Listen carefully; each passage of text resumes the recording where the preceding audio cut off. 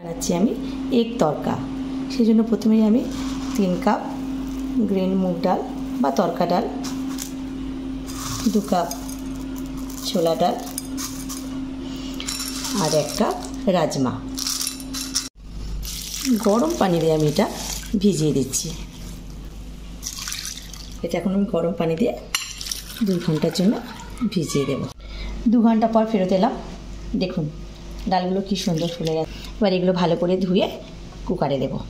1 litre পানি দিলাম, স্বাদ মতো নুন, হলুদ হাফ চামচের মতো, কাশ্মীরি ঝাল 1 চামচ, 6টার মতো এলাচ, দারচিনি। পানিটা ফুটে গেল, এবার আমি এক এক করে সব ডালগুলো দিয়ে দেব।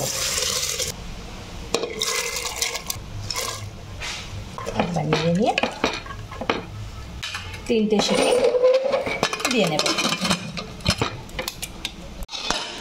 দেখুন ডালটা আমার কি সুন্দর সেদ্ধ হয়ে গেছে। এক তরকার জন্য আজকে আমার লাগছে আদা কুচি, টমেটো কুচি, লঙ্কা কুচি, রসুন কুচি আর 2 রকমের আমি পেঁয়াজ নিয়েছি।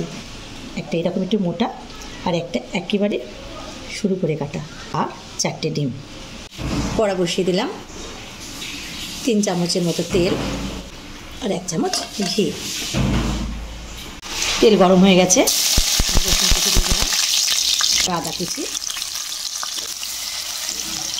এবার দেবো একটু গোটা জিরে। এবার আমি দেবো পেঁয়াজ কুচিটা, এবারে দেবো কাঁচা লঙ্কা।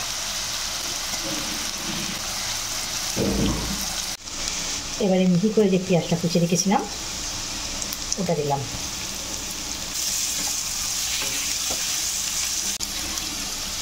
হাফ চামচ নুন, হাফ চামচ হলুদ, কাশ্মীরি লঙ্কা, ধনে গুঁড়ো 1 চামচ আর একটু ভাজা মশলা। এবার আমি টমেটো কুচি দিয়ে দিলাম। এবার আমি 4টে ডিম দিয়ে দিলাম, ভালো করে নেড়ে নেব। 3 মিনিট আমি কষিয়ে নিলাম ডিম দিয়ে। এবার আমি ডালটা দিয়ে দেব। এবার ভালো করে আমি নেড়ে নিচ্ছি। এবার আমি একটু পানি দিচ্ছি, তবে পানিটা কিন্তু আমার গরম করা, ঠান্ডা পানি একেবারেই দেবেন না এখানে, কারণ আমি ডালটা একেবারে শুকনো করেছি।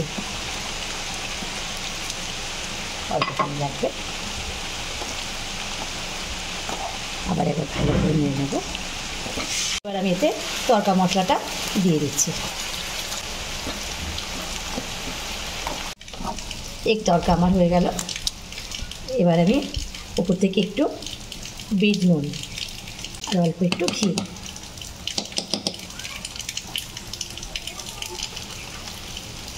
আর ধনে পাতা কুচি। যদি ভালো লেগে থাকে সবাই একটি লাইক, কমেন্ট এবং শেয়ার করে দেবেন।